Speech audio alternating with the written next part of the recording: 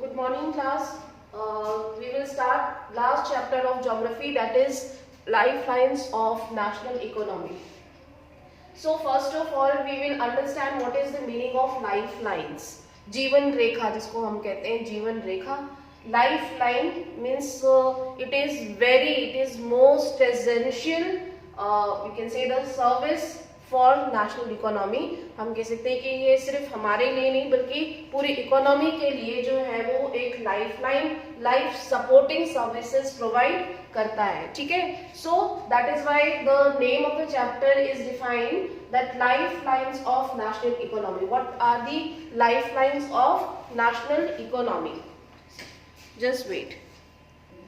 So children, lifeline means it is life supporting. It is very essential for the we can say national development, and it is supporting all the three sectors of economy. Okay, so like in previous fourth chapter we were studying about the agriculture or primary sector, and then fifth chapter we were studying about the secondary sector, and the last chapter it is about the tertiary sector. Means what is the importance of tertiary sector? It is very essential for the national economy. ठीक है. ये chapter का मतलब है, summary जो है वो theme वो यही है कि what are the services which are very essential और सपोर्टिंग नेशनल इकोनॉमी. ठीक है. So let's start. We use different materials and goods services in our daily life. Some of these are available in our immediate surroundings, while other requirements are met by bringing things from other places. Like we can take the example of COVID lockdown. जब हमारा 72 days का lockdown हुआ था students, you can imagine that situation when transportation was stuck up. बिल्कुल totally जो है वो बंद कर दिया गया था. ठीक है. So railways, transports, all the types of transportation services was totally stopped, isn't it? उस टाइम पे क्या हुआ था? जो भी चीजें थी वो अवेलेबल नहीं हो रही थी लोगों को. लोग एक जगह से दूसरी जगह ट्रेवल नहीं कर रहे थे. ठीक है. एयरवेज, रेलवेज, रोडवेज सब कुछ बंद हो गया है ना. So what happen if the all the transportation and all the type of services which is very essential for the taking the goods from one place to another or taking the passenger from one place to other, that is very essential to run economy. ठीक है. अगर ये बंद हो जाए तो क्या होगा? Okay, so goods and services do not move from supply locals to demand locals on their own. जो भी चीजें प्रोड्यूस की जाती हैं, जो गुड्स हम प्रोड्यूस करते हैं सेकेंडरी सेक्टर में, इंडस्ट्रीज में, वो अपने आप मूव करके आपके पास नहीं पहुंचती. सप्लाई लोकल्स का मतलब क्या है? That is the producer production point. ठीक है. And demand locals means you are the demanding, you are the consumers, you are the buyer. Okay, so the production point is supply locals and demand locals is consumer, like we are the buyers, we are the users. So it is not moving, the things, the goods and services are not moving itself. वो अपने आप तो move करके आपके पास नहीं आ सकती. ठीक है. सो जो हमारा प्रोडक्शन पॉइंट है, प्रोडक्शन पॉइंट से जो हमारा शॉप्स होगा या फिर कंज्यूमर या फिर जो यूजर है उन तक पहुंचने के लिए हमें ट्रांसपोर्टेशन सर्विस की जरूरत होती है. ठीक है. It is very important for trade, for economy. इसके बिना कोई भी अर्थव्यवस्था काम नहीं कर सकती. ठीक है. The movement of these goods and services from their supply locations to demand locations necessitates the need for transport. ठीक है. It is very essential. Some people charge in facilitating these movements. These are known to be traders who make the products come to the consumers by transportation. ठीक है. So we know that कि जो भी traders है उनके बीच में कई सारे मूवमेंट होते रहते हैं. जैसे कि इंडस्ट्री से तक लाने के लिए भी हमें रॉ मटेरियल्स कलेक्ट करना पड़ेगा, तो वहां से भी ट्रांसपोर्ट की जरूरत है. फिर ट्रांसपोर्ट से अगर ये मान लो इंडस्ट्री है और ये रॉ मटेरियल पॉइंट है तो भी हमें ट्रांसपोर्ट की जरूरत है. और when the things are produced then again we need to transport these finished goods to the demand locals. वहां तक हमें पहुंचाना पड़ेगा. ठीक है. सो ट्रांसपोर्टेशन इज वेरी एसेंशियल. ठीक है. For the trading. for the users as well as for the producers. Okay, और इन दोनों के बीच में एक कनेक्टिविटी होती है जो कि है कम्युनिकेशन सिस्टम। जो हम दोनों के बीच में कम्युनिकेशन जो सर्विसेज है वो भी बहुत एसेंशियल है। तो आज के टाइम पे जो हमारा लाइफ लाइन है वो क्या है, हमारा मोबाइल है। हम सब चीज के बिना रह सकते हैं, मोबाइल के बिना नहीं रह सकते। ये हमारी लाइफ लाइन बन चुका है, isn't it? Yes or no? बन चुका है कि नहीं? Yes, ma'am. है ना? Yes. ठीक है, तो ये हमारे लिए सबसे एसेंशियल हो गया है। हम बिना मोबाइल के कुछ भी नहीं करते हैं। अगर हमें कुछ वर्ड मीनिंग देखना है तो हम मोबाइल से देखते हैं। अगर हमें कहीं पे जाना है तो हम गूगल मैप देखते हैं। अगर हमें पढ़ना है तो हम जो है वो मोबाइल से पढ़ रहे हैं। ठीक है, तो ये एक हमारे लिए बहुत ही एसेंशियल सर्विस हो गई है, बहुत ही एसेंशियल चीज हो गई है। ठीक है, तो कम्युनिकेशन भी एक इम्पॉर्टेंट कह सकते हैं कि सपोर्टिंग, लाइफ सपोर्टिंग है in between the people, those who are demanding and those who are producing. ठीक है, तो ट्रेड में ट्रेड और ट्रांसपोर्ट और communication, these are the three essential factors जिनके बिना कि हम कह सकते हैं कि ना तो ट्रेड पॉसिबल है, ना तो वो प्रोडक्शन पॉइंट से डिमांड पॉइंट्स तक पहुंचाया जा सकता है। ठीक है, so the pace of development of a country depends upon the production of goods and services as well as their movement over space। ठीक है, किसी भी कंट्री की जो डेवलपमेंट है वो इन्हीं चीजों पे बेस करती है कि जो दोनों के बीच में production of goods and services and the movement over the space, उनको सही समय पे सही जगह पे पहुंचाना जो है वो बहुत जरूरी है। ठीक है, अगर आप देखोगे जो हाई एलिवेटेड जहाँ पे कि लद्दाख और जम्मू एंड कश्मीर जो बहुत हाइयर ऑल्टीट्यूड्स में है, वहाँ पे जो लोग हैं ना वो सामान लोग स्टॉक करके महीने भर का सामान रख लेते हैं क्योंकि वो स्कैटर्ड है, पॉपुलेशन बहुत स्कैटर्ड है। So what they are doing, they are stocking all the things, क्योंकि नियर बाय वो चीजें अवेलेबल नहीं होती, इजीली ट्रांसपोर्टेशन नहीं मिलता है। ठीक है, हाई हिल्स और रोड्स कनेक्टिविटी बहुत कम हो सकती है जिसके की वजह से लोगों को टाइम पे सामान नहीं मिल पाता। ठीक है, so it is very important कि हमारा कनेक्टिविटी हो। ठीक है, so it is very essential for the development. Therefore efficient means of transportation are prerequisite for fast development. Now look at the movement of these goods and services can be over three important domains of our earth, that is land, water and air. So it is very basic things which you have learned in class 7th. I think आपने 7th class में ही ये पढ़ लिया था कि there are different means of transport, and you can see this is given in this flow chart that means of transport is basically that is on three domains: land, water and air. It can be subdivided again. Land पे roadways है, railways है, and even the new type of transportation is from the with the use of pipes, that is pipeline. Then water is inland. Inland का मतलब है domestic। ठीक है, domestic waterways and overseas जो हम sea routes follow करते हैं। Airways can be categorized domestic as well as international। ठीक है, again domestic में public and private। Okay, so these are important we can say means of transportation which is हमारे लिए बहुत ही essential है। Now the help of equally developed communication system, therefore transport, communication and trade are complementary to each other. So this is again one important we can say the point जहाँ पे कि आप इसको with the help of example or illustration you can analyze that why transport and communication is complementary to each other and trade is complementary to each other। अगर हमारे पास transportation है और हम ट्रेड कर रहे हैं लेकिन कम्युनिकेशन नहीं है तो इट विल बी सिमिलरली जैसे कि आज से 25-30 इयर्स पहले जो होता था ट्रांसपोर्टेशन, फिर हम टेलीफोन बूथ पे जाते थे या हम चिट्ठियां लिखते थे या हम चेक भेजना होता था तो बहुत टाइम टेकिंग होता था।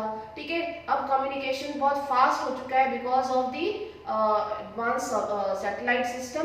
ठीक है, we can just yes with the help of different means of communication जो हमारे पास मोबाइल सर्विसेज हैं, हम सीधे अपने घर पे बैठे हैं what we are ordering things, ठीक है, फ्रॉम ऑनलाइन, जो हम शॉपिंग करते हैं, ई कॉमर्स करते हैं, ठीक है, the things are coming from China and from other different countries to our place. So just because of the communication services, our trade and transportation is we can say enhanced.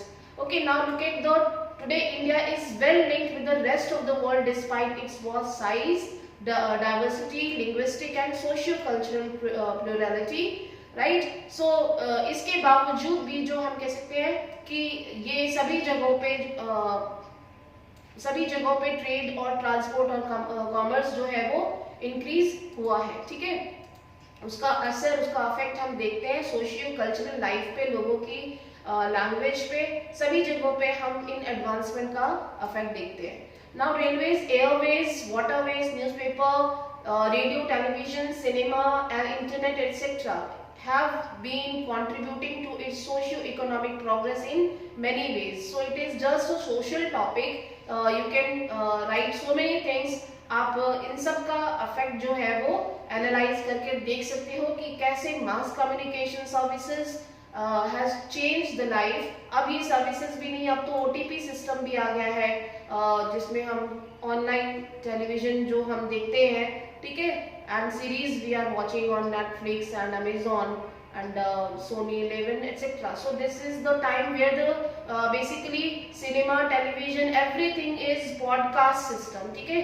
अब जो चीजें हैं वो हम यहाँ पे लाइव के साथ साथ और अदर सिस्टम्स, एडवांस टेक्निक सारी हैं और उनका इफेक्ट हमारी सोशियो इकोनॉमिक प्रोग्रेस पे हम देखते हैं, ठीक है।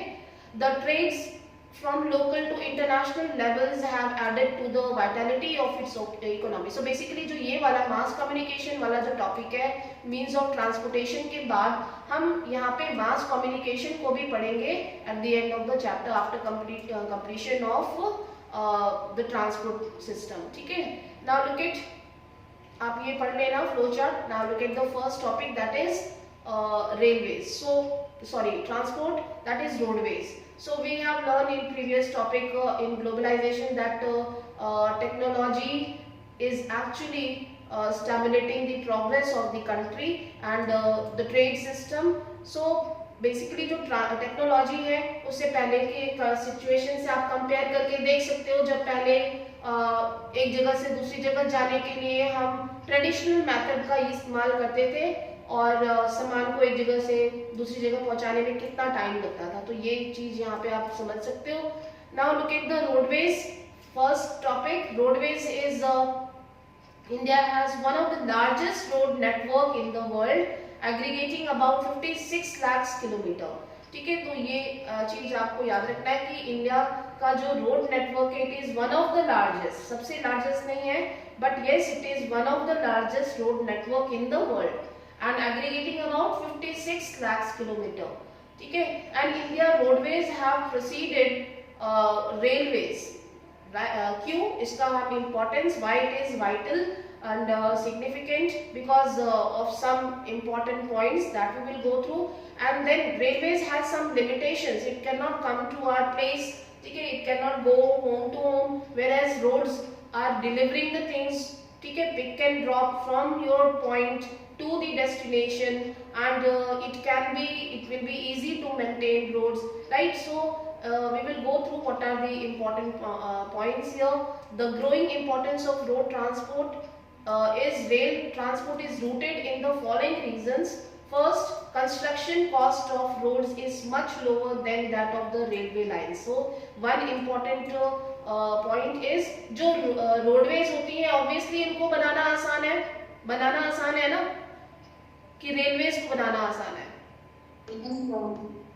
यस, तब रोडवेज बनाना आसान है। यस, देखो जो भी हम बनाते हैं रोडवेज, उसको कंस्ट्रक्ट करना, टाइम टू टाइम मेंटेन करना, ये इजी होगा इन कंपैरिजन टू रेलवेज, ठीक है। रेलवेज के लिए हमें बहुत इन्वेस्ट करना पड़ेगा, पहले उनकी ट्रैक्स को हमें जो है वो बनाना पड़ता है, ठीक है, और ऑब्वियसली वो बिग इन्वेस्टमेंट चाहिए हमें रेलवेज के लिए, जबकि हम ट्रांसपोर्ट के लिए, रोड ट्रांसपोर्ट सिस्टम के लिए रोड्स को कभी भी बना सकते हैं, ठीक है, रातों रात भी रोड बन जाती है इंडिया में, तो ठीक है। और बिगड़ भी जाती है उतनी जल्दी.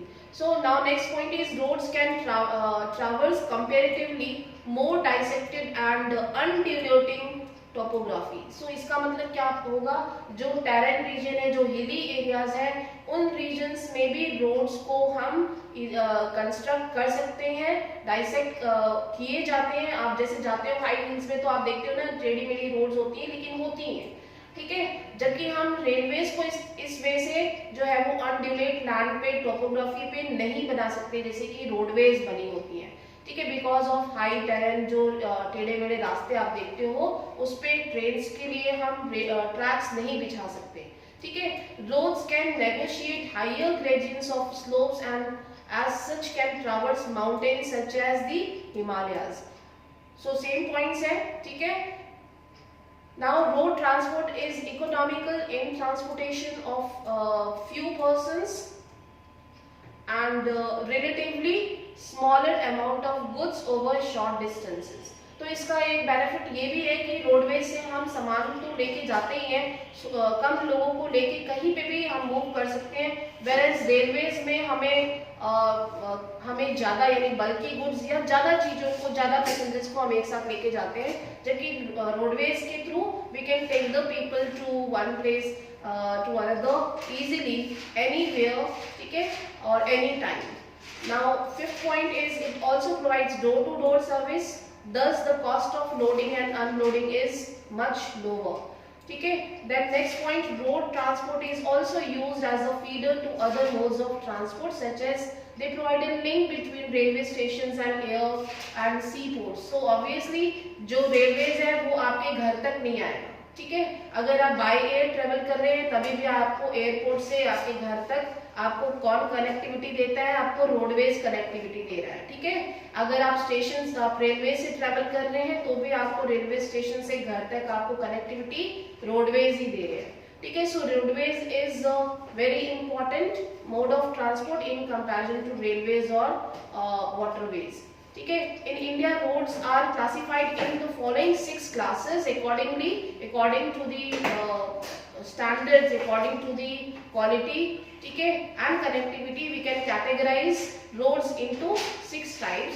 So that we will go through. Golden quadrilateral, that is super highway, then second is national highways, and then later on state highways. So first of all look at the golden quadrilateral super highways.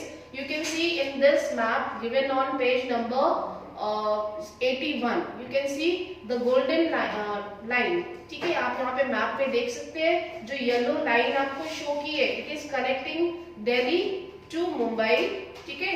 ये दिल्ली को मुंबई से connect कर रही है. आप ऐसे नहीं करोगे कि दिल्ली को पहले चेन्नई से कनेक्ट करोगे, आप इसको क्वाड्रिलेटरल में प्रेजेंट कर रहे हैं, ठीक है. So it is golden quadrilateral because it is very precious super highway, ठीक है, and constructed by government of India, ठीक है, look after by government of India, that is national highway authorities of India, ठीक है. So it is starting from Delhi and connecting to Mumbai. You can see the adjoining, जो join कर रहे हैं इनके साथ साथ जो सुपर हाईवे से कनेक्टेड है, इट इज जयपुर, ठीक है, and then Ahmedabad, Baroda, Surat. These are the important, yes, Udaipur. So these are important stations है जिनको ये join कर रही है.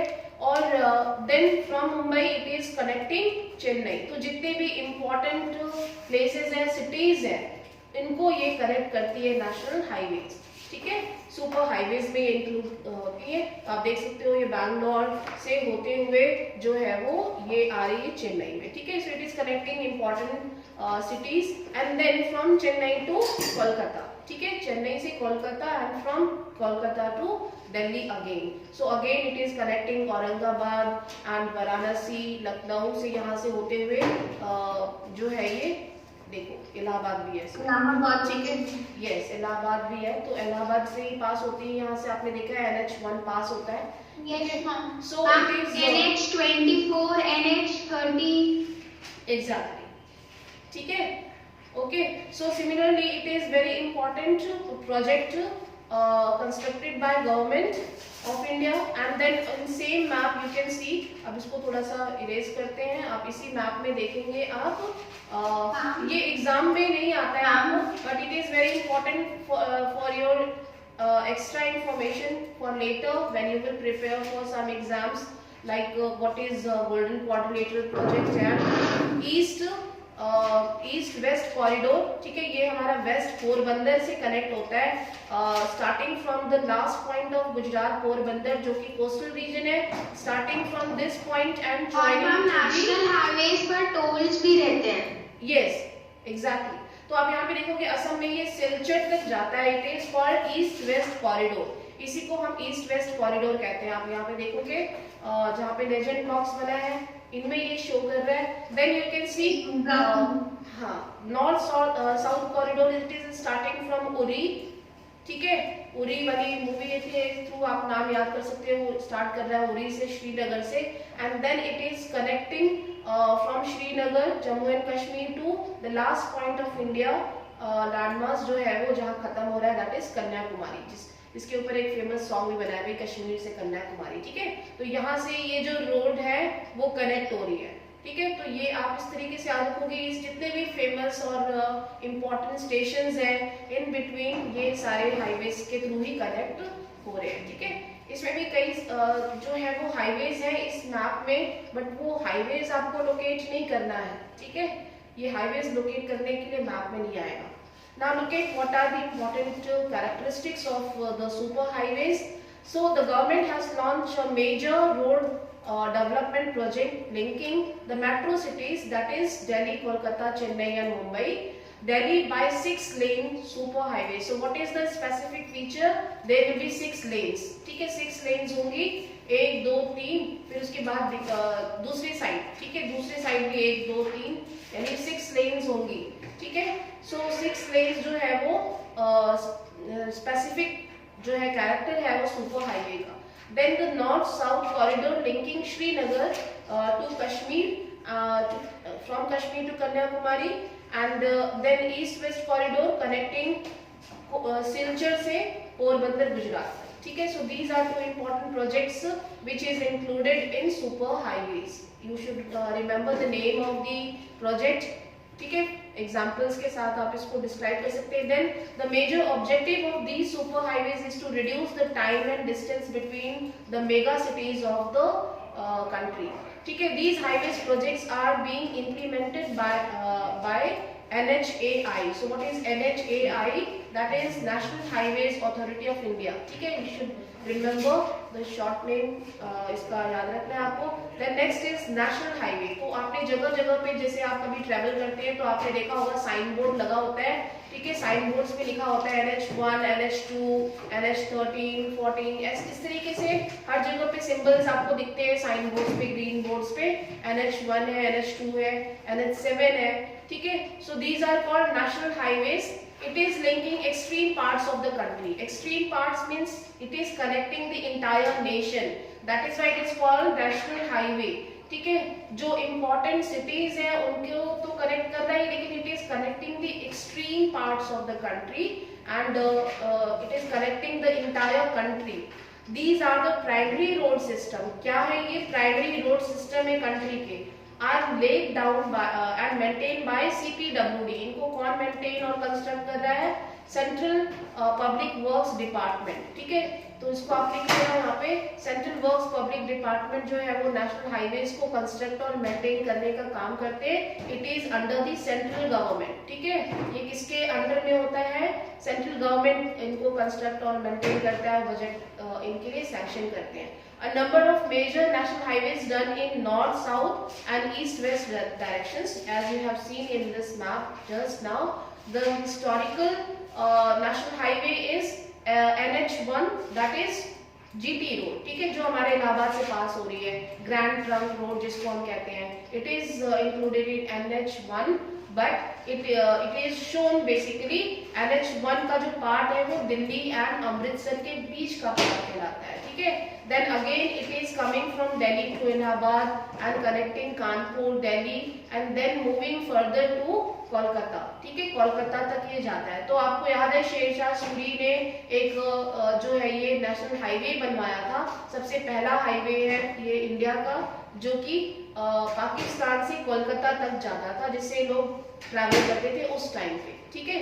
आप यहाँ पे देख सकते हो इट इज बड़ोदरा एक्सप्रेसवे। तो एक्सप्रेसवे इज बेसिकली थोड़ा सा डिफरेंट है, यहाँ पे वर्ल्ड क्लास फैसिलिटीज जो है वो प्रोवाइड की जाती है। Nobody will enter in this expressway, जैसे यमुना एक्सप्रेसवे, और आपने आगरा और दिल्ली के बीच में एक्सप्रेसवे का नाम सुना होगा, और दिल्ली टू जयपुर के बीच में, ठीक है। So expressway is what they are highly tech facilities are provided, ठीक है। यहाँ पे जो है वो बाउंड्री वॉल्स होते हैं, नोबडी कैन एंटर। यहाँ से जो हम देखते हैं ना जो कट्स होते हैं इन बिटवीन, वो कट्स नहीं होंगे, इसमें फेंस्ड होगा, ठीक है। Proper lighting with entry point और एग्जिट पॉइंट्स, जहाँ पे टोल्स बने होते हैं, बिना परमिशन के आप एंट्री नहीं कर सकते। They will take the taxes also, if you are taking the goods they will take the octroi tax for the goods and service charge जो होता है, ठीक है। देन एक्टिविटी यहाँ पे दिए, collect information about NH numbers that is old and new and you can collect the information from the website, ठीक है। तो ये एक्स्ट्रा इंफॉर्मेशन के लिए है। NH कौन सा सबसे हाईएस्ट है इंडिया में, ये आप लोग कल बताएंगे। सबसे हाईएस्ट NH जो अभी कंस्ट्रक्ट किया गया है, जिसको अभी लॉन्च किया गया था कुछ दिनों पहले, वो आप एक्स्ट्रा इंफॉर्मेशन में पता करके बताएंगे मुझे। और सबसे लॉन्गेस्ट NH कौन सा है इंडिया का, ठीक है। ये दो होमवर्क आप करके बताएंगे, कर लेंगे कि नहीं? क्लास में प्रेजेंट हुई है आपको? Next I am starting state highways. Look at the topic, roads linking a state capital with different districts headquarters are called state highway। तो सिंपल है, स्टेट हाईवेज हम उनको बोलेंगे जो कि एक स्टेट को के कैपिटल को कनेक्ट करते हैं डिफरेंट डिस्ट्रिक्ट से, ठीक है। State capital for example Uttar Pradesh है, तो लखनऊ से कनेक्ट कर रहे हैं डिफरेंट डिस्ट्रिक्ट्स को, जो उत्तर प्रदेश के मेन डिस्ट्रिक्ट्स हैं जितने भी, उनसे कनेक्ट करता है। So such type of highways are under the state government. किनके अंडर में है? PWD के अंडर में है, स्टेट गवर्नमेंट के अंडर में। So they will maintain and look after the maintenance of such roads, ठीक है, including union territory. Now look at the district road. What is district roads?